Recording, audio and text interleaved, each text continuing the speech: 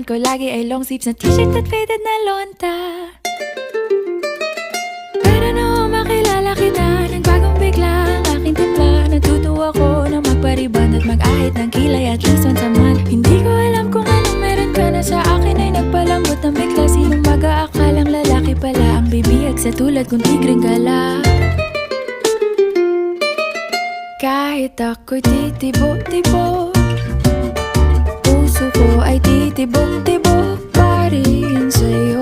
Isang halik mo lamang at ako ay tinatablan, at ang aking pagkababae ay nabubuhayan na para bang bulaklak na namumukadkad. Dahil alaga mo sa dilig at katamtamang sikat ng araw-araw.